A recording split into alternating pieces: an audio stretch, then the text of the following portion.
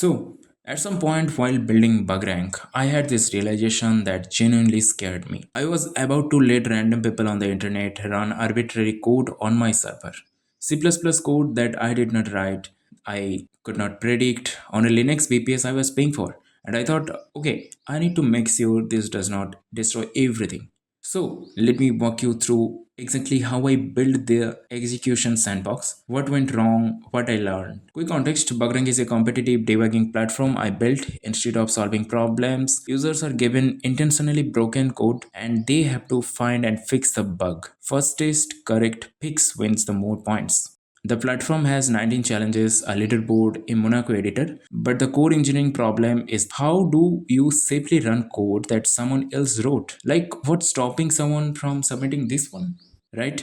So, let's talk about the sandbox. The naive approach, which I briefly considered and immediately rejected, is just compile and run it on the server directed like this. The problem? Zero isolation. The process runs as whatever user your node server run as. It can read your .env file, it can make network requested, it can fork bomb your server, it can eat all your memory and take everything else down with it. So that's a big no. We need actual isolation. Here's how bugrank actually works. When a user hits submit, here's the chain. Frontend hits post slash API slash submission slash submit. The backend submission service picks it up, hands it to the execution service. Execution service does the three things. First, it checks the cache. I'm using SHA-256 hash for the submitted code plus the input as a cache key. If someone already submitted the identical code for the challenge, we return the cache result instantly. No execution needed, 1 hour of TTL.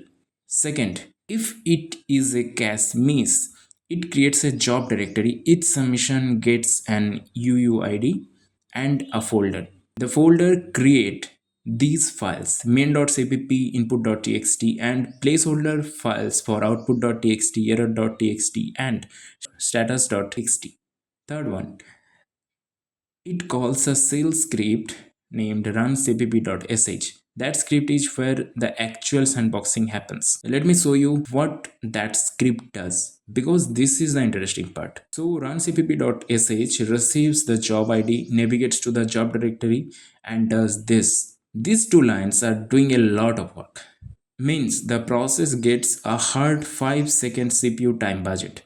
The OS itself enforces this. It sends a signal and kills the process. Your code cannot escape this. The second line, that's 256 megabytes of virtual memory. Try to allocate more and you get a seg fault. 10-second compilation timeout separates from the execution limit. If your code takes 10 seconds just to compile, something is wrong. Then the execution. And here's the critical part, as you executed.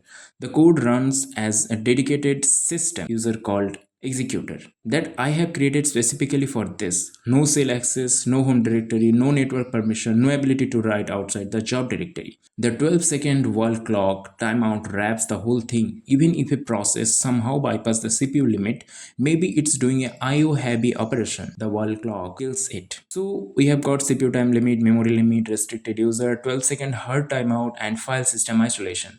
5 layers, any of them alone is not enough. And यहाँ पर हम just zero API भी use कर सकते थे लेकिन नहीं, मुझे I really want to know how the actual competitive coding platform actually works in the back end. Somehow I try to replicate things in.